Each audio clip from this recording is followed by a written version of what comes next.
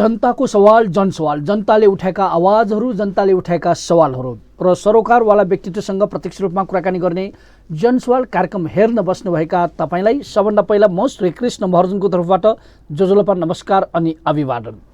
आजको जनसवाल कार्यक्रममा साँच्चै जनता, एकजना आदिवासी जनजाति जसले आफूलाई मूलवासी भन्नुहुन्छ, उहाँले चालिएको, उहाँले पहलकदमी गरिएको एउटा अभियानको विषयमा केन्द्रित भएर कुराकानी गर्नेछौँ। विगतमा मुलुकी ऐन विरुद्ध आफ्नै शैलीमा प्रदर्शन र त्यसपछि मातृभाषी अधिकारको लागि, मातृभाषाको लागि भनेर प्रदर्शन, यो पनि यस्तो ढङ्गको प्रदर्शन जुन प्रदर्शन बिरली पाइन्छ, संसारभरि नै बिरली भन्दाखेरि पनि केही फरक पर्दैन। यो प्रदर्शन एक्लैले सुरुवात गरेको प्रदर्शन, नाङ्गै प्रदर्शन, अर्धनङ्ग प्रदर्शन र नाङ्गै प्रदर्शन गर्ने एकजना व्यक्तित्व जो आफूलाई अभियन्ता भनेर अगाडि बढाउनुहुन्छ र यो अभियानमा जोड्दै आउनुभएको छ विगतको मुलुकी ऐनको कुरा र मातृभाषाको अधिकारको कुरा। यो विषयमा केन्द्रित भएर कुराकानी गर्नका लागि अभियान चलाउँदै आउनुभएका, सक्रिय हुँदै आउनुभएका व्यक्तित्व बिकिन काम्बाङ लिम्बूलाई हामीले आमन्त्रण गरेका छौँ। उहाँसँग कुराकानीतर्फ लागौँ। बिकिनजी नमस्ते। जोजोलपा सेवारो सेवारो जोजोलपा सेवारो। तपाईँ युवा हुनुहुन्छ, पछिल्लो समयमा तपाईँको प्रदर्शन निकै सामाजिक सञ्जालदेखि लिएर सञ्चार माध्यममा देखियो, एक ढङ्गको भाइरल भयो। तपाईँ नाङ्गै प्रदर्शनदेखि लिएर अर्धनङ्ग प्रदर्शन गर्नेदेखि लिएर जुन चाहिँ सिंहदरबार वरपर देशकै प्रशासनिक केन्द्रको रूपमा रहेको, राजधानीमा रहेको ठाउँमा प्रदर्शन चाहिँ जुन तपाईँले गर्नुभयो देखिएको छ, यो आँट कसरी आयो? यसरी चाहिँ प्रदर्शन अरूले नगरेको ढङ्गबाट प्रदर्शन भनेर चाहिँ गर्नुपर्छ भन्ने आँट कसरी आयो? के को लागि गर्नुभयो? यो विषयमा बताइदिनुहोस् न। विशेष त भाइरल भन्नुभयो। मैले भाइरल हुनको लागि चाहिँ यो कदमहरू, अभियानहरू चालेको होइन र आँट भनेको कुरो जसरी अब हामी अहिले पीडित छौँ, विभेद छौँ, राज्य सत्ताबाट यति विभेद छौँ। अब मिल्ने भए राज्य सत्ता नस्लवादी चिन्तन यी शासकहरूले हाम्रो यो सास फेरेको पनि पैसा लिन्थ्यो होला। त्यति धेरै विभेदमा छौँ हामी, यति धेरै विभेदमा, यति धेरै छटपटीमा हामी बाँचिरहेका छौँ यो देशमा भने होइन। र अब यो देशमा हामीहरू यसरी नै छटपटी नै भएर बाँच्ने हो कि सधैँभरि लागि, कि अब केही आवाज उठाउनु पर्छ, केही बोल्नुपर्छ भन्ने मेरो मनमा एक प्रकारको मैले हाम्रा अध्ययनहरू गरेँ होइन। अध्ययनहरू गर्दाखेरि चाहिँ के भयो भने अब भनौँ न धेरै हाम्रा विज्ञ बुद्धिजीवीहरूको बुकहरू अध्ययन गरेपछि अब यसरी लाग्नुपर्ने रहेछ, यसरी हुँदैन रहेछ, हाम्रा सुतेको मान्छेहरूलाई अब उठाउनु पर्ने रहेछ, सुतेको मान्छेहरूलाई जगाउनु पर्ने रहेछ भन्ने ममा एक मनभित्र हजारौँ परमाणु बमहरू फुटेको हुन्छ राज्य सत्ताले गरेको विभेदले गर्दाखेरि। त्यसो हुनाले अब नयाँ तरिकाले राज्य सत्ताको यो ध्यान केन्द्रित होस्, सिंहदरबारभित्र आँखा फुटेर बसेका जति पनि ती शासकहरू छन् तिनीहरूको ध्यान केन्द्रित होस् भनेर म सिंहदरबारमा पटक पटक त्यो नग्न शैलीमा प्रदर्शनमा उत्रेको हौँ र जुन राज्य सत्ताले गरेको विभेद छ, दमन छ, त्यसैले गर्दाखेरि मलाई यो भनौँ न अभियान गर्नका लागि म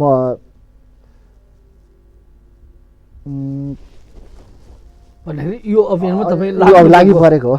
भन्दाखेरि यो जुन चाहिँ तपाईँ अभियानमा लाग्नुभयो, तपाईँले पटक पटक भन्नुभयो कि धेरै विभेद भयो, सहनै सकेन, विभेद भयो भन्दाखेरि के विभेद भयो त बताइदिनुहोस् न। विभेद भन्दाखेरि के विभेद? हेर्नुहोस्, हामीलाई हर कुरोमा विभेद छ, तर नेपालको संविधानले चाहिँ राजनीतिक पार्टीका नेताहरूदेखि लिएर सबैले त एकदम अहिले त सबैको समानता छ, समान छन्, यो संविधानले दिएको छ भनिरहेको अवस्थामा तपाईँ विभेद छन्, हरेक चिजमा विभेद छन् भन्दाखेरि के विभेद भन्नुहोस् न।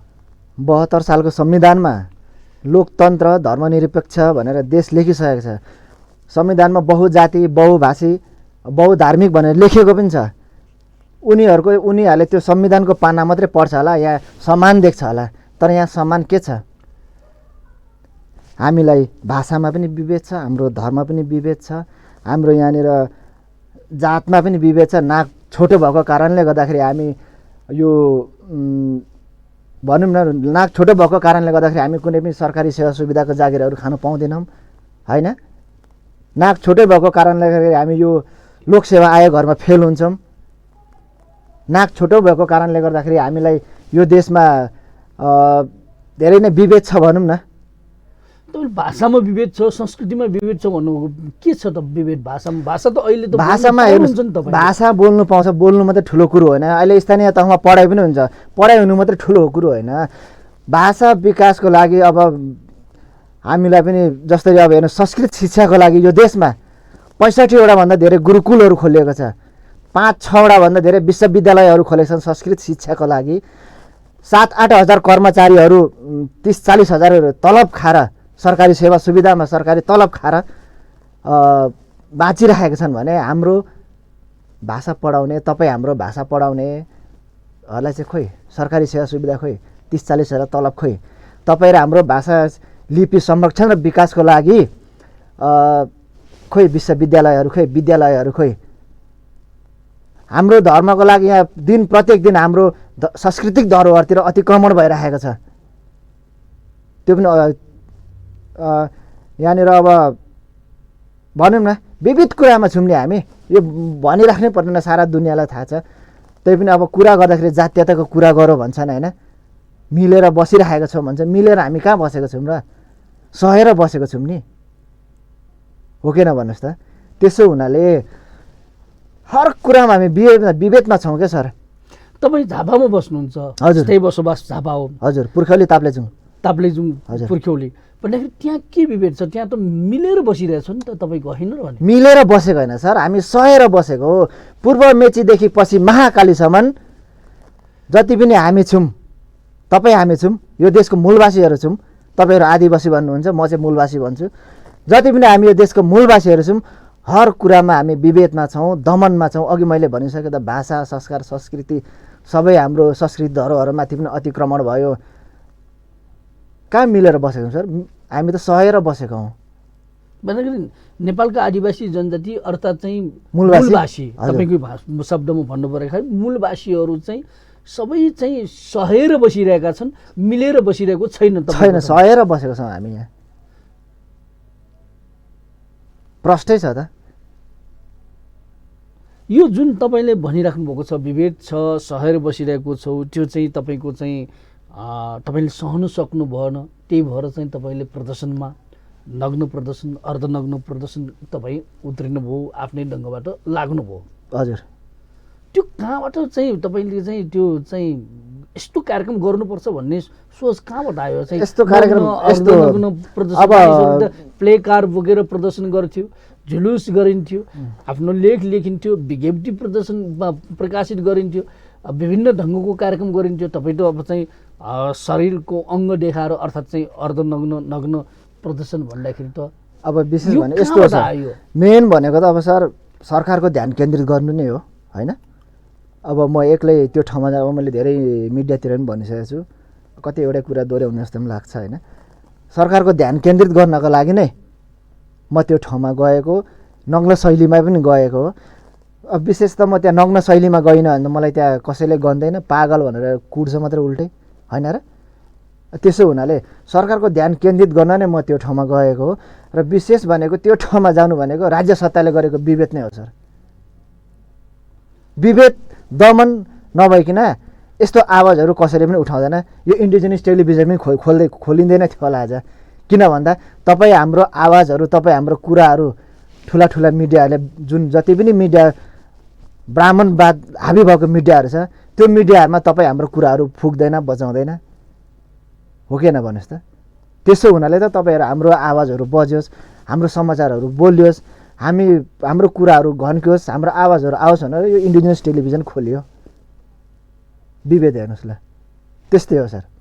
यो जुन तपाईँले चाहिँ अब चाहिँ प्रदर्शन गर्नुभयो, प्रदर्शन गर्दाखेरि तपाईँलाई गिरफ्तार गर्ने, अनि कति दिन राख्ने, यो कति पटक भइसक्यो चाहिँ प्रदर्शन तपाईँ चाहिँ सिंहदरबार वरपर चाहिँ 4 चोटि नग्न भइसक्यो या सर। अर्धनग्न कुन कुन बेलामा, त्यो बेलामा के भएको थियो यो पनि बताइदिनुहोस् न। अब मुलुकी ऐन विरुद्ध भदौ 1 गते 2075 साल पहिलो प्रदर्शन मैले त्यतिखेर गरेँ। 9 दिन बसेँ। 9 दिन बसे भन्दाखेरि 9 दिन हिरासतमा, 1 हप्ता हिरासतमा बसेँ, थुनामा बसेँ। अनि कसरी छुट्नुभयो त तपाईँ?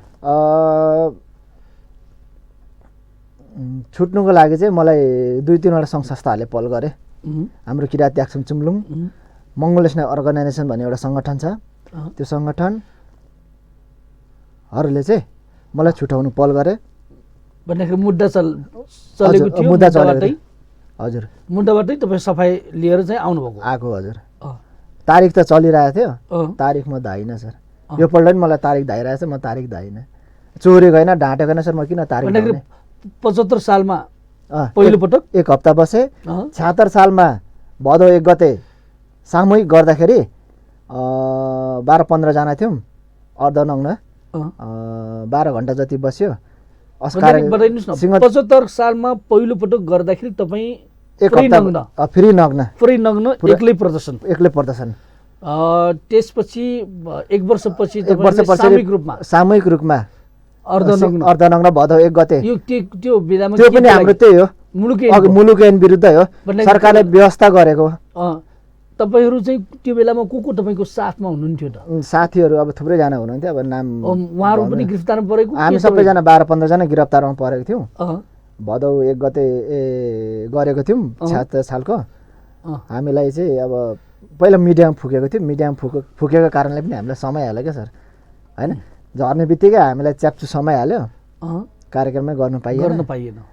पुनः फेरि हामी पक्राउ लगाएर राति हामीलाई 9 बजे छोड्यो। अनि पुनः फेरि भदौ 20 गते चाहिँ मजाले 10 मिनट जति हामीले कार्यक्रम मजाले चलायौँ। हाम्रो कार्यक्रम सफल भयो।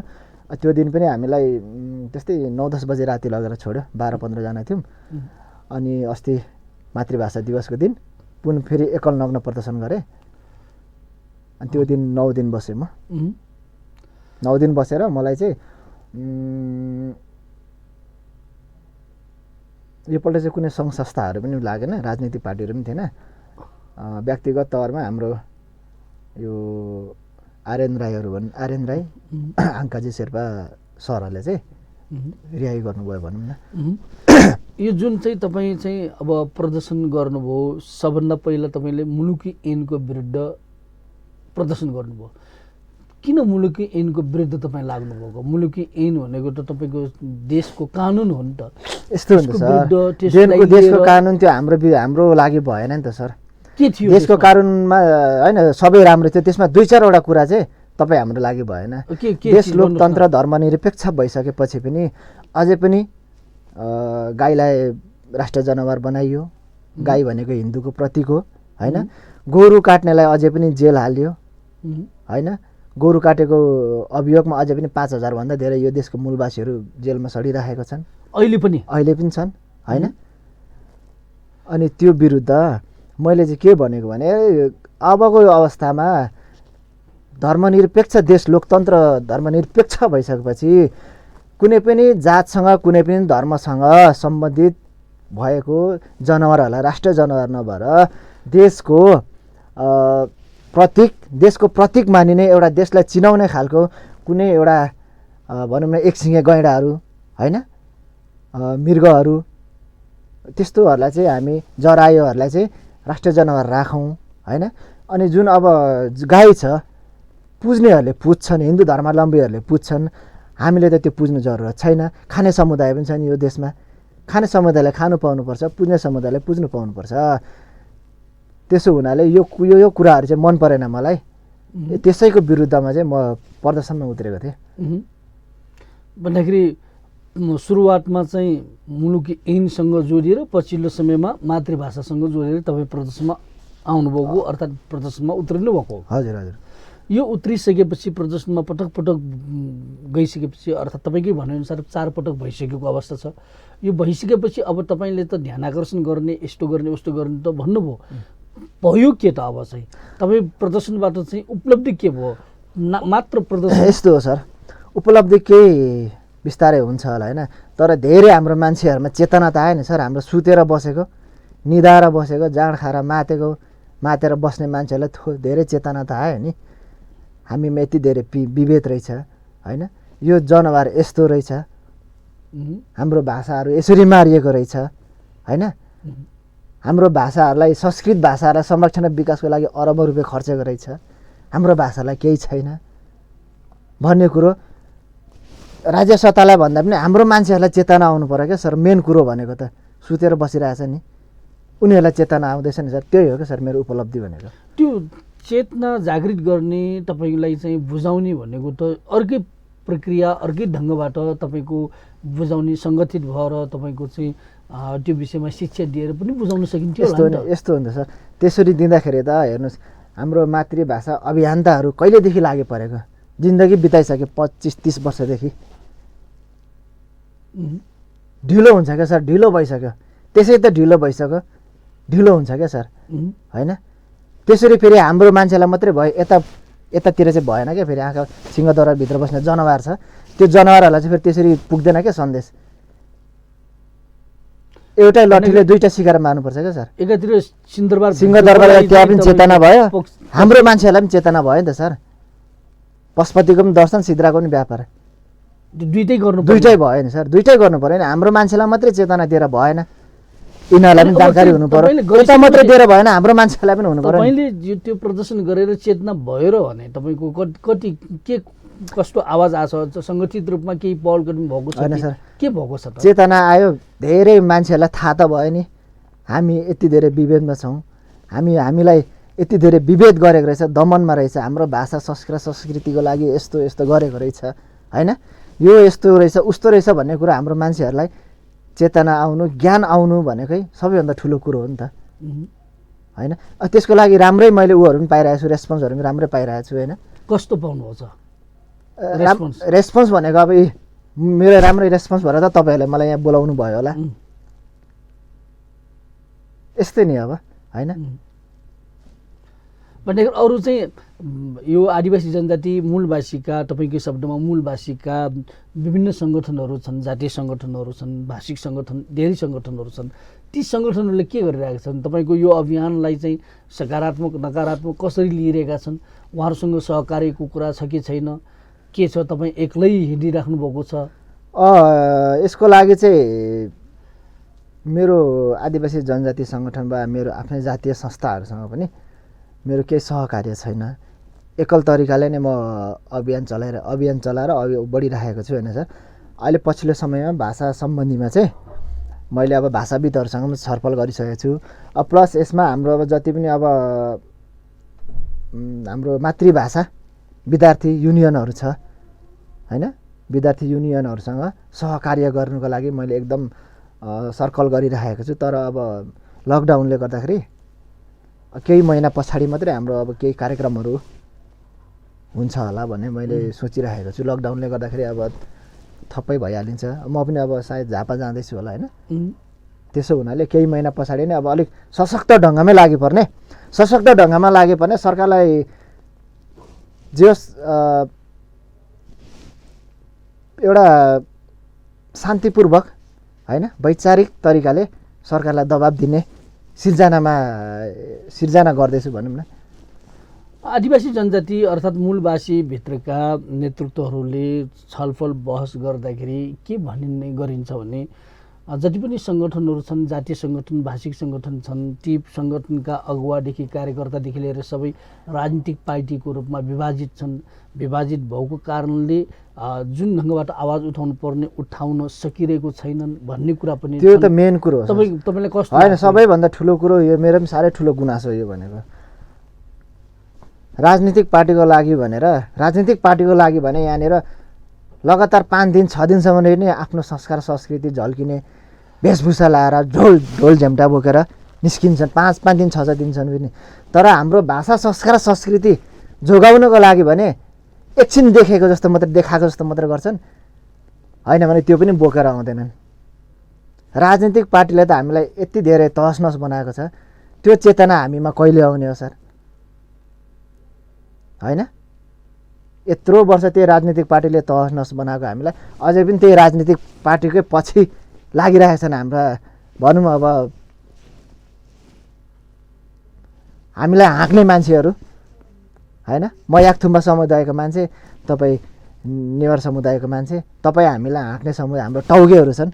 उनीहरू भनेको अझै पनि राजनीतिक पार्टीको पछाडि नै कुदेर राजनीतिक पार्टीले उनीहरूले हल्लाउँछ, उनीहरूले हामीलाई हल्लाइरहेछ। यसरी कहिले चेतना आउने सर त्यो? अब तपाईँ चाहिँ जुन अभियानमा लागिराख्नु भएको छ, यो अभियान अब चाहिँ निरन्तर फेरि पटक पछि पटक पनि यस्तै चाहिँ तपाईँ कार्यक्रम गर्नुहुन्छ, के गर्नुहुन्छ? नग्न प्रदर्शन भनेको सर मेरो जीवनको अन्तिम भनेर मैले घोषणा गरिसकेको छु। अब त्यही पनि अब समयले कथाले मागेछ, सामूहिक 100, 150, 200 जना सामूहिक भएछ भने फेरि गर्न पनि सकिन्छ होइन। अब एक्लै चाहिँ तपाईँ गर्नुहुन्न? एक्लै भनेको लगभग मेरो अब अन्तिम नै भनेर मैले घोषणा पनि गरिसकेको छु। किन अन्तिम भन्नुभएको त? अब किन भन्दाखेरि अब झन् त्यति अन्तिम सर अब होइन, गर्नु त मलाई पटक पटक नै गर्नु मन लाग्छ होइन। त्यही पनि अब लगभग अन्तिम नै भनेर पनि मैले घोषणा गरिसकेको छु। र अब सामूहिक भयो भने चाहिँ फेरि म पटक पटक नै गर्छु सर होइन। यो तरिकाको शैली भनेको अनि जुन अब अभियानमा भनेको सर म निरन्तर नै लागि पर्ने हो। निरन्तर नै लागि पर्छु भनेर अहिलेसम्म म लागि परेको छु। तपाईँ के हो, तपाईँ चाहिँ कुनै राजनीतिक पार्टीसँग छैन सर, म राजनीतिक पार्टीसँग सङ्घ संस्थासँग म केसँग आबद्ध छैन सर। या विद्यार्थी नेता भएर के हो खास? त्यो पनि छैन सर। अब पछिल्लो समयमा चाहिँ मातृभाषा भनिसकेँ त अघि मैले होइन, उनीहरूसँग सर्कल गरेर अगाडि बढ्ने। तपाईँ व्यक्तिगत रूपमा चाहिँ के हो त? तपाईँ विद्यार्थी पनि होइन? म सर एउटा यो देशको मूलवासी युवा हो सर, स्वतन्त्र मूलवासी युवा हो सर। म अरू कुनै राजनीतिक पार्टी पनि होइन, सङ्घ संस्था पनि कुनै केही पनि होइन सर। भन्दाखेरि कुनै सङ्गठनमा पनि आबद्ध छैन? विद्यार्थी, अहिलेको विद्यार्थी जीवन पनि त्यस्तो पनि होइन? होइन सर। अनि व्यवसायको हिसाबले, आफ्नो कामको हिसाबले के गर्नुहुन्छ? व्यवसायको हिसाबले चाहिँ म एउटा किसान हो, झापामा खेतीपाती गर्छु। किसानको छोरो? हजुर, किसानको छोरो, किसानै हो सर। भन्दाखेरि किसान परदेश बसेर चाहिँ आयो केही समय, त्यो पनि थुप्रै वर्ष भइसक्यो। किसानै हो सर। भन्दाखेरि किसानको छोरो, झापामा बस्ने एकजना किसानको छोरो अब राजधानीमा आएर यसरीसम्म प्रदर्शन गर्ने चाहिँ जुन ढङ्गको तपाईँले चाहिँ काम गर्नुभयो देखियो भन्दाखेरि तपाईँको पछाडि त कुनै न कुनैले चाहिँ तपाईँलाई चाहिँ साथ दिइरहेको छ सर। के छ? सबैले यस्तै भन्छ। पछाडि चाल्ने मान्छे ठुलै मान्छे छ होला, ठुलै सङ्घ संस्था छ होला, डलर आउँछ होला भन्छ सर। के भन्नुहुन्छ तपाईँहरूलाई? अब हाँस उठ्छ नि। मलाई कसले चाल्छ भन्ने कुरो त अब मेरो गाउँको मान्छेहरूलाई थाहा भइहाल्छ होइन, ठुलो मान्छेले चाल्दैछ कि आफै चलिरहेछ कि भनेर होइन। त्यस्तो अहिलेसम्म केही कुरा आएको छैन। तपाईँले नि भन्नुभयो नि भर्खर डलर आउँछ कि यस्तो उस्तो भन्ने कुरा यस्तो सब भन्छ नि त सर, भन्दो रहेछ। मलाई भनि नै राखेको छ, एक दुईवटा मिडियामा सोधेको पनि छ होइन, डलर आउँछ ठुलैहरूले चालेको भनेर। तर त्यो होइन सर, भ्रम मात्रै हो एउटा। म आफै मलाई कसैले चालेको पनि होइन, कुनै सङ्घ संस्था कुनै राजनीतिक पार्टीमा आबद्ध पनि छैन। म आफै राज्य सत्ताले मैले पछिल्लो समयमा केही भनौँ न हाम्रो मान्छेहरूले लेखेको बुकहरू किताबहरू अध्ययन गरेपछि राज्य सत्ताले गरेको दमनपट्टि मलाई छटपट्टि भएर होइन सर, म आफै अघि बढेको। संसार बदल्नु छ, सुरुवात आफैले गर्नु छ भन्छ नि, त्यस्तै हो सर। भन्दाखेरि आफैले सुरुवात चाहिँ तपाईँको चाहिँ यो पहलकदमी सुरु गर्नुभयो, कसैको सहयोग होइन? कसैको सहयोग होइन, कसैको सल्लाह सुझाव पनि होइन। सल्लाह सुझाव पनि छैन? मलाई आफै चित्त बुझेन। मुलुकी पहिलोचोटि गर्दाखेरि म त मेरो बाउलाई क्यान्सर हस्पिटलमा ललितपुर हरिसिद्धिमा क्यान्सर हस्पिटलमा राखेर म प्रदर्शनमा गएको थिएँ भदौ 1 गते। त्यो दिनमा आफ्नो बुवा चाहिँ क्यान्सर हस्पिटलमा राखेर आमा र भाइलाई छोडेर म प्रदर्शनमा गएको थिएँ। परिवारलाई थाहा थिएन त्यो बेलामा तपाईँको बुवाले, तपाईँको आमा, तपाईँको भाइ बहिनी या तपाईँको परिवारलाई थाहा थिएन त्यसरी जाँदैन होला, सकभर थाहा थिएन होला। मुलुकी ऐनको बारेमा मैले जब पढेँ भदौ 21 गते 1 गते भनेपछि असार साउन त्यस्तै 25-26 गते मैले त्यो मुलुकी ऐन विरुद्धको सामाजिक सञ्जालमा पढेपछि जब मलाई चित्त बुझेन, अनि म त्यहाँबाट त्यत्तिकै ममा अलिकति उ भयो क्या मनभित्र भनौँ न बमहरू पड्किन थाल्यो विभेदले। अझै पनि देश लोकतन्त्र पद्धतिमा गइसकेपछि अझै पनि बाहुन्यवाद हाबी, हिन्दूवाद हाबी। यो देश त हिन्दूको मात्रै देश, बाहुनको मात्रै देश होइन नि। बाहुनले मात्रै कर तिरेको छैन नि यो देशमा त, हिन्दूवादीहरूले मात्रै कर तिरेको छैन नि। मन्दिर मात्रै बनिने हिन्दूले मात्रै कर तिरेको छ र? संस्कृत शिक्षा मात्रै पढाइ हुने बाहुनले मात्रै कर तिरेको छ र? तपाईँ हाम्रो चाहिँ देश होइन, तपाईँ हामीले चाहिँ कर तिरेको छैनौँ होइन? त्यसो हुनाले ममा अटोमेटिकली हरिसिद्धि हस्पिटलमा थिएँ, बसिरहेको थिएँ, हामीले रुम लिएर बसेको थियौँ। अनि मलाई चित्त नबुझेपछि म भदौ 1 गते गएँ। परिवारलाई केही नभनिकन? परिवारलाई के, सामाजिक सञ्जालमा चाहिँ मैले भनेको थिएँ यस्तो यस्तो भयो, चित्त बुझेन, म जाँदैछु भनेर भनेको चाहिँ थिएँ। अनि पछि परिवारले थाहा पाइसकेपछि के भन्ने त? के भन्छ के न केही भनेन? केही भनेन। राम्रो गरे पनि भनेन, नराम्रो गरे पनि भनेन, केही भनेन। तपाईँ त्यो बेलामा त अब तपाईँको चाहिँ ठुनामा परिसकेपछि त परिवारलाई चिन्ता भयो होला नि त? चिन्ता त भइहाल्छ नि अलिअलि आमाहरूलाई, आमा बाउलाई। अनि तपाईँको त्यहाँबाट मुक्त भएर आइसकेपछि अबदेखि नगर्नु भन्यो होला नि त परिवारले? के भन्ने त? केही पनि भनेन। आमाले आइस भने आयो भने, केही पनि भनेन सर। केही भनेन। अब यसरी तपाईँको एकजना किसानको छोरो, खेतीपाती गर्ने, झापामा काम गरी खाने मान्छे, अब चाहिँ पटक पटक काठमाडौँमा आउने, प्रदर्शन गर्ने भन्दाखेरि परिवार हेर्नु पर्दैन र भन्ने तपाईँ यसैमा लागिराखेर अनि आम्दानीको स्रोतदेखि लिएर के कसरी तपाईँ जीवनयापन गर्नुहुन्छ? झापाबाट काठमाडौँ आउनु पऱ्यो, काठमाडौँमा प्रदर्शन गर्नुहुन्छ। छ नि सर, खेतीपाती छँदैछ, अन्न पानी किन्नु पर्दैन, गाउँघरमा त हो कि नै भन्नुहोस् न। नुन र तेल मात्रै किन्नुपर्छ, तेल पनि किन्नु पर्दैन होइन? अलिअलि बाख्रा पालिन्छ, अलिअलि सुँगुर पालिन्छ, अलिअलि कुखुरा पालिन्छ। त्यही त हो नि सर, के गर्नु। प्रायः नेपालीहरूले जीविका त्यसरी चलाइराखेको छ, सहरमा छोडेर है। गाउँ लेभलमा जति पनि छौँ हामी, प्रायः त्यसरी जीविका चलिरहेको छ। नेपालीहरूको आदत पनि भइसक्यो। अब यो जुन ढङ्गको तपाईँ अभियानमा लाग्नुभयो, प्रदर्शन गर्नुभयो, यो घटनालाई लिएर तपाईँ बसिरहेको अब चाहिँ झापामा स्थानीयवासी, छरछिमेकी होला, आफन्त होलान्, उहाँहरूले त्यस्तो के भनेछन् त? तपाईँको चाहिँ यो विषयलाई लिएर त्यस्तो केही भनेछ? केही छैन सर, केही छैन। सबै समर्थन गर्छन्, सबैले मलाई समर्थन नै गर्छन्। लाग्नुपर्छ, जाग्नुपर्छ भन्छन्। फैली सडक त्यो शैली छ अलिकति भिन्न होला, तर मागहरू त सही नै छ नि। त्यो मेरो शैली फेरि चाहना पनि होइन, राज्य सत्ताले दिएको अवस्था हो त्यो भनेको। राज्य सत्ताले नङ्गाएको हो हामीलाई, नङ्गाएको छैन र भन्नुहोस् त ल। सबै खोलिदिएका छन्। राज्य सत्ताले हेर्नु चाहेको रूप नै हो त्यो हाम्रो होइन। मलाई कुनै अप्ठ्यारो नै, मलाई अप्ठ्यारो केही त्यस्तो कुनै छैन सर। साथीभाइ, गाउँ, मैले भनेको समाजमा मलाई समर्थन नै छ। परिवारको मान्छेलाई पनि केही समस्या छैन? परिवारको मान्छेलाई पनि अब त समस्या छैन सर। अब जुन ढङ्गको तपाईँले अभियान चलाइराख्नु भएको छ, यो गरे अब चाहिँ तपाईँको अब त एक्लै गर्नुहुन्न, तपाईँ सामूहिक भयो भने मात्रै गर्ने भन्ने तपाईँको जुन कुरा छ, यो जुन चाहिँ तपाईँको यो अभियानसँग जोडिएर आउने मानिसहरूले कसरी चाहिँ इन्ट्रेस्ट राखेका छन्? अब तपाईँसँगै चाहिँ अब यो ढङ्गको अभियानमा जाने भन्ने मानिसहरू कस्ता कस्ता आएका छन्, यो पनि बताइदिनुहोस् न।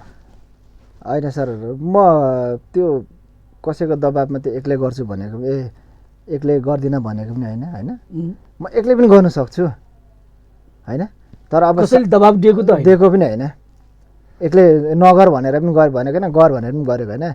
तर मेरो मनभित्रैबाटै अब अन्तिम भनेर चाहिँ मैले घोषणा गरेको होइन सर। र अब आउने दिनमा फेरि सामूहिक भयो भने गरिन्छ पनि भन्नु खोजेको। तर हाम्रो साथीहरूमा लाग्छ त्यति दम छैन क्या अझै पनि। बोल्नु त बोल्छन् होइन, बोल्नु त बोल्छन्, तर त्यति दम चाहिँ हाम्रो साथीहरूमा छ जस्तो मलाई लाग्दैन होइन। त्यही पनि अब राज्य सत्तालाई दबाब दिनको लागि अब कुनै नयाँ नयाँ शैलीहरू अपनाउन सकिन्छ होइन, सामूहिक भएर। त्यो हुनाले पनि अब सामूहिकतिर जाउँ भनेर चाहिँ सामूहिक कार्यक्रमहरू गर्ने योजनाहरू बनाइरहेको छ सर। भन्दाखेरि संस्थागत रूपमा सामूहिक रूपमा तपाईँ जानुहुन्छ? संस्थागत भन्दा पनि स्वतन्त्र युवा समूह भएर जानु सकिन्छ। संस्थागत पनि नगरौँ होला, झमेला छ धेरै। संस्थागत नगर्ने, स्वतन्त्र रूपमा गर्नुहुन्छ तपाईँ? गरिन्छ सर, पटक पटक गर्ने। अब के सुतेर नबस्नेको सर, अब जाग्ने हो, दौडिने हो। अब राज्य सत्ताले हामीलाई यत्रो वर्ष सुताए, अब राज्य सत्तालाई सुत्नु नदिने हो नि, जाग्ने हो हामी। भइरहेछ, मेरो सर्कलहरू भइरहेछ होइन, युवा साथीहरूसँग। अब हेरौँ, लकडाउनले पछाडि नै हुन्छ, अब धेरै कार्यक्रमहरू गर्नु छ भन्ने सोच चाहिँ भइसकेको छ हाम्रो। झापाका स्थानीय बासिन्दा छरछिमेकका अरूले पनि तपाईँलाई साथ दिएको छ यो सवालमा, अहिले चाहिँ जाने सवालमा, कि काठमाडौँमा आएर पढाइमा रहेका अर्थात् विद्यार्थीहरू उनीहरूले युवाहरूले चाहिँ तपाईँसँग सम्पर्क गरेर सँगै जानुको लागि होइन सर? अब के छ, झापाबाटै त युवाहरू ल्याउन सकिँदैनन् होइन। पूर्व मेचीदेखि पश्चिम महाकालीका युवाहरू समेटेर काठमाडौँमै कार्यक्रम गरिन्छ होइन सर। झापैबाट त ल्याउन सकिँदैन। सबैभन्दा ठुलो कुरा आर्थिक हो, उहाँदेखि ल्याउनुको लागि त आर्थिकै चाहिन्छ। तर यहीँभित्र बसेका सबै हामी पीडितहरू त बसेछौँ नि यहाँभित्र होइन। जति पनि मूलवासीहरू छौँ हामी यो देशमा पीडित भएर बसेको छौँ। सबैसँग सर्कल गरेर होइन अगाडि बढ्न सकिन्छ भन्ने सोचेको। यो जुन चाहिँ तपाईँले पीडाको कुरा गर्नुभयो, विभेदको कुरा गरिराख्नु भएको छ, यो कुरा तपाईँले अभियानमा लागिसकेपछि यो कुरा चाहिँ बाहिर ल्याइरहँदाखेरि जातीय सङ्घ संस्था, भाषिक सङ्गठनका जुन राष्ट्रिय सङ्गठनहरू पनि छन्, तपाईँकै लिम्बूकै होस् या चाहिँ नेवा होस् या तामाङ होस्, राई, लिम्बू जेसुकै होस्, उहाँका नेताहरूसँग पनि सायद चाहिँ तपाईँले चाहिँ भेट्नुभयो होला।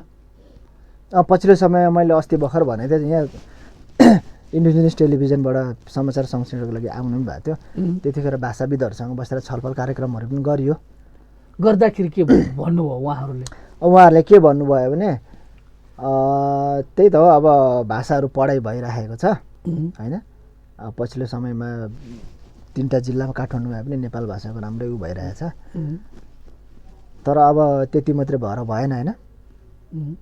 त्यही त हामीलाई अब अघि पनि भनेको थिएँ मैले, हाम्रो पनि अब भाषा लिपि संरक्षण र विकासको लागि विद्यालय, विश्वविद्यालयहरू अलग्गै चाहियो होइन। अब हाम्रो पनि धर्महरू छ, संस्कारहरू छ।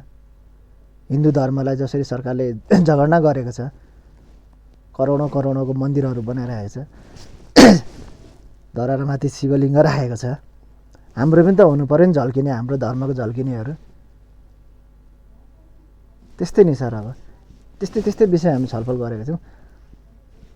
भन्दाखेरि तपाईँको चाहिँ यो विभेदको कुरा चाहिँ उहाँहरूले पनि स्वीकार गर्नुहुन्छ र बिस्तारै भइरहेको छ भन्ने कुरा भन्नुहुन्छ? हजुर। तपाईँले के भन्नुभयो त उहाँहरूलाई? मैले के भने ठिकै छ, अब हाम्रो हुँदैछ भने पनि अब सरकारलाई ज्ञापन पत्र बुझाएर अलिक सशक्त ढङ्गमा जाने, हामीलाई पनि त विश्वविद्यालय चाहियो भन्ने यस्तै कुरामा हाम्रो छलफल भएको थियो भाषाविदहरूसँग। र पछिल्लो समयमा अब युवा सर्कलहरूलाई पनि जोड्दैछु मैले। आज र भोलिमा यसै छलफल कार्यक्रम गरौँ भनेको, अब कोरोनाले गर्दाखेरि नहोला जस्तो भयो। म पनि झापा जानुपर्ने भएको छ होइन। अब यो कोरोनाको लकडाउनको भरोसा छैन, कति दिन लम्बिने, 1 हप्ता भनेर। त्यसो हुनाले अब सबै कुरो अब लकडाउन पछाडि मात्रै हो सर। अब तपाईँ जे गर्नुहुन्छ लकडाउन पछाडि, अर्थात् चाहिँ यो निषेधाज्ञा पछाडि? हजुर, निषेधाज्ञा पछाडि जे गर्नुहुन्छ तपाईँ अभियानमा लाग्नुहुन्छ? निरन्तर लाग्यो भने। कहिलेसम्म लाग्नुहुन्छ त? तपाईँ एक्लै लागेर एक्लै अगाडि बढेर त परिवर्तन कहिले होला, के होला? एक्लै यहाँसम्म त आइपुगेन सर, अझै पनि बढ्न सकिन्छ होला। तर अब यो भाषाको सवालको कुरो भएर सबैजना समेटेर जाने नै भनेर मैले भनिसकेँ होइन। सबैजना समेटेर अगाडि बढिँदैछ आउने दिनमा चाहिँ। तपाईँले भाषाको विषयमा विभेद छ भनेर भनिरहँदाखेरि तपाईँ लिम्बू भाषालाई कसरी विभेद पारेको छ? लिम्बू भाषाको अवस्था तपाईँको जुन जन्मथलो हो, तपाईँ जुन ठाउँमा बसोबास गर्नुहुन्छ त्यहाँ लिम्बू भाषाको अवस्था के छ त? त्यो पनि बताइदिनुहोस् न। लिम्बू भाषाको अवस्था हाम्रो जो निकै राम्रै छ बोलचालहरूमा चाहिँ होइन। बोलचालीमा अँ, तपाईँको झापामा पनि अँ, तर लिपि चाहिँ छैन, हामी शून्य नै हो होइन। अब पछिल्लो समयमा ताप्लेजुङ 5 थरतिर पढाइ पनि हुँदैछ, कक्षा 6 सम्म पढाइ पनि हुँदैछ होइन। अब त्यो मात्रै ठुलो कुरो होइन। अब हामीले सरकारी कामकाजमा पनि हाम्रै भाषा चाहियो हाम्रो क्षेत्रमा होइन र। त्यसो हुनाले हाम्रो क्षेत्रमा त हाम्रो याकथुम्बा भाषा राम्रै छ। राम्रै त के भन्नु र 12-13% बोल्नु छोडिसकेको छ होइन। त्यही पनि अब अरू हेरी चाहिँ अलिकति राम्रै छ हाम्रो याकथुम्बा समुदायको। तपाईँको चाहिँ लिम्बू भाषा मात्रै होइन, समग्र नेपालका आदिवासी जनजाति अर्थात् तपाईँकै भाषामा भन्दाखेरि चाहिँ मूलवासीहरूको चाहिँ सबैको भाषाको समस्या त्यही हो। सबैको त्यही हो सर। हाम्रो भन्दा पनि होइन, सबैको त्यही भन्दा पनि अझै धेरै पीडितहरू त अब मगर समुदायहरूले त लगभग मगर तमुहरूले त लगभग थुप्रै नै छोडिसकेका छन्। 55-56% नै छोडिसकेका छन् भाषा बोल्न होइन। अब तपाईँको नेवारहरूकै कुरा गरौँ न, भ्यालीभित्र मात्रै हो, भ्याली बाहिरको नेवारहरू बोल्दैन होइन। बोल्छन्, लेख्नु आउँदैन।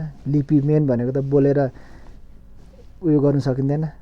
लिपि चाहियो मेन भनेको त। लिपि जबसम्म संरक्षण भयो तबसम्म त आदि युगौँयुगसम्म ऊ रहने हो नि होइन र। त्यसो हुनाले अरू हेरी चाहिँ हाम्रो याकथुम्बाहरूको राम्रै छ, तामाङहरूको पनि राम्रै छ होइन। अब राईहरूको त विविध भाषाहरू छ, उहाँहरूको पनि राम्रै छ भनौँ न। अनि अब योभन्दा अझै अब तपाईँको भाषा उन्मुलुकमा 10वटा भाषाहरू छन्, पढिसकेका छन्, अझै त्यो बढ्ने कार्यक्रम जारी छ। यत्तिकै अब हामी सेलायौँ भने यो अझै एक दिन तपाईँ हाम्रो भाषा पनि भाषा उन्मुलुकमा पर्छ, रेखामुनि पर्छ। अब जाग्नु पर्यो सर सबैजना होइन। क्रान्ति जारी छ हाम्रो। भन्दाखेरि अब स्थानीय सरकार पनि होला नि त तपाईँको उतातिर स्थानीय सरकारले चासो लिएछ नि यो भाषाको सवालमा। जस्तो तपाईँले नै भर्खरै भन्नुभयो काठमाडौँ उपत्यकामा अर्थात् काठमाडौँ महानगरपालिकाले स्थानीय मातृभाषाबाट शिक्षा दिने जुन स्थानीय पाठ्यक्रम अनुसार चाहिँ पाठ्यक्रम स्थानीय मातृभाषाबाट दिने निर्णय गरेर कार्यान्वयनको चरणमा चाहिँ छ भन्दाखेरि उता चाहिँ झापा तपाईँको जन्मस्थल साइडमा त्यहाँ के छ, त्यहाँको अवस्था, त्यहाँका मानिसहरूले यो बुझेकी छैन कि त्यहाँ पनि पहल पनि भइरहेको छ कि? झापातिर त सर एकदम सेलाएकै छ, सेलाएकै अवस्था हो। त्यहाँ त मिक्स बक्स त्यो होला मिक्स भएर पनि अलिकति सेलाएकै अवस्था हो होइन। अब चाहिँ गएर केही कदमहरू उठाउनु पर्ने छ। अब त्यसको लागि धेरै कुराहरू छ होइन, धेरै कुराहरू छ, धेरै छलफल, धेरै बहस गर्नुपर्ने छ। तर भाषाको सम्बन्धमा, पढाइ सम्बन्धी अध्ययन, मातृभाषा अध्ययन सम्बन्धमा चाहिँ सुस्ताकै छ सर हाम्रो क्षेत्र, लगभग झापा तराईमा चाहिँ। तपाईँ आफू त मातृभाषाबाट पढेर आएको चाहिँ होइन नि? होइन, म बोल्नु चाहिँ बोल्छु, म मेरो भाषा बोल्छु, तर लिपि चाहिँ आउँदैन सर फेरि। मेरो बाउ बाजे बोल्थे, आमा बाउ सबै बोल्छन्, त्यही भएर मलाई चाहिँ आउँछ। मेरो बहिनीहरूलाई पनि, भाइ बहिनी सबैलाई आउँछ। घरमा बोल्नेहरू जति सबैकोलाई आउँछ होला, तर घरमा नबोल्नेहरूको चाहिँ एउटा पनि बोल्नु आउँदैन। अहिले पनि त्यस्तो अवस्था छ। तपाईँ जुन बेलामा यो प्रदर्शनको सिलसिलामा हिरासतमा पर्नुभयो नि, त्यो बेलामा आफन्तहरूले भेट्न आउँदाखेरि कुन भाषाबाट बोलेर छलफल गर्दाखेरि तपाईँलाई भेट्न त आउनुभयो होला नि त होइन? अहिले हामी जुन सम्पर्क भाषा बोलिरहेको छौँ नि, खस भाषा, यसैमा त हो नि। यो भाषाबाट त नि भेटघाट भनेको त अब मातृभाषामा त दिन्थ्यो कि दिँदैन थियो थाहा भएन। बोल्दै बोलेन पनि भएन। यही सम्पर्क भाषा खस भाषामा मात्रै हो कुराकानी भयो। कुराकानी चाहिँ भइरहन्थ्यो। अनि अब त्यही त हो नि, उनीहरू पनि अब त्यही भाषा बोल्ने, खस भाषा, म पनि त्यही बोल्ने, त्यसरी नै हुन्थ्यो। सायद बोलेको भए त बोल्नु दिँदैन पनि थियो होला, दिँदैन थियो होला। पछिल्लो समयमा दिएन त होइन त। यहाँ कहाँनिर यहाँ बालाजुको काण्डमा दिएन नि त, दिँदैन थियो होला हामीलाई पनि। अब जुन तपाईँको यो अभियानमा एकदम हृदयदेखि नै तपाईँको सहयोग गरिराख्ने व्यक्तिहरू भन्नु पर्दाखेरि सहयोग गर्नुको लागि तयार भएका सहयोग गरिराखेकाहरूको चाहिँ नाम लिनु पर्दाखेरि के गर्नु? अब हृदयदेखि नै सहयोग गर्ने, सहयोग गरेको भन्नाले कुन तरिकाले लिने हो क्या अब होइन? अब मलाई छुटाउनुको लागि त धेरैले उ गरेको छ, पहल चालेको छ होइन? अब नाम लिएर साध्य पनि छैन, धेरैले पहल चालेको छ। उहाँहरू सबैलाई हृदयदेखि धन्यवाद। कार्यक्रम सफल गराउनु, कार्यक्रममा मलाई छुटाउने, कार्यक्रम सफल गर्न आउने मिडियाहरूदेखि लिएर मलाई छुटाउने सम्पूर्णमा हृदयदेखि धन्यवाद। तपाईँ जुन दिनमा प्रदर्शन गर्नुहुन्छ मिडिया पनि सँगसँगै आउने भन्दाखेरि तपाईँको मिडियासँग पनि सम्पर्क? सर त्यो त अब के कस्तो छन् मेरो 2-4 जना साथीभाइहरू, मिडिया त सम्पर्क गर्नु परिहाल्यो। तर योपल्ट चाहिँ म एकदम सामाजिक सञ्जालमा केही नभनिकन मिडियाको साथी 2-4 जनालाई भनेर मात्रै गएको हो। पहिला चाहिँ सामाजिक सञ्जालमै उ गरेर जान्थेँ कि लाइभ गरेर होइन जान्थेँ। अलिक अब पुलिसले धरपकड गर्यो, कार्यक्रम असफल होला कि भनेर योपल्ट चाहिँ गुपचुप तरिकाले नै मिडियाको साथी 2-4 जनालाई भनेर नै गएको थिएँ। र आउने दिनमा पनि अब त्यसरी नै जानु पर्ला भन्ने सोच बनाइरहेको छु। गुपचुप तरिकाले मिडियाको साथीहरूलाई भन्ने, प्रशासनले कार्यक्रम गर्न दिँदैन नत्र भने होइन। त्यही हो सर। यो अभियानमा तपाईँ निरन्तर रूपमा लाग्नुहुन्छ? यो निरन्तर रूपमा लागिपर्ने हो सर, निरन्तर लागिपर्ने।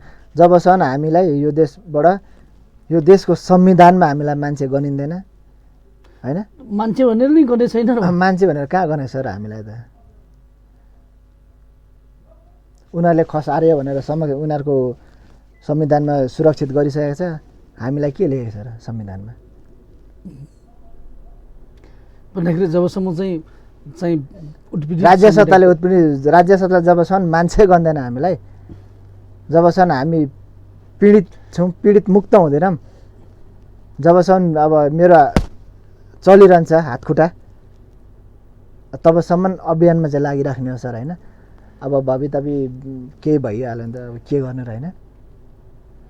तर कसैले रोकेर कसैले छेकेर चाहिँ म चाहिँ डढाएर अल्मलेर चाहिँ बस्दिनँ, निरन्तर लागिपर्ने हो। तपाईँ आइदिनु भयो, यति धेरै कुरा बताउनु भयो, अन्तिममा यो टेलिभिजन कार्यक्रम हेरिराख्नु भएकाहरूलाई केही भन्नुपर्ने सन्देश केही छन् भने छोटोमा? अब विशेष त तपाईँलाई धन्यवाद र इन्डिजिनियस टेलिभिजनलाई पनि हृदयदेखि धन्यवाद। धेरै अगाडि नै बोलाउनु भएको थियो, आउनु पाइएन, त्यसको लागि पनि सरी होइन? 1-1.5 महिना पछाडि मात्रै आइयो।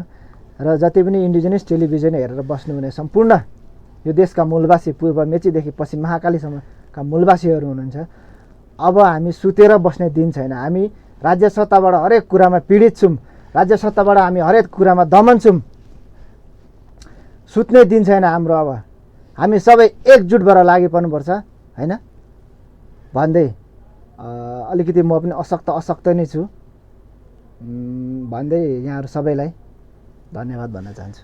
तपाईँ आइदिनु भयो, यसको लागि धन्यवाद। नमस्कार। नमस्कार। जय मातृभाषा। जय मातृभाषा।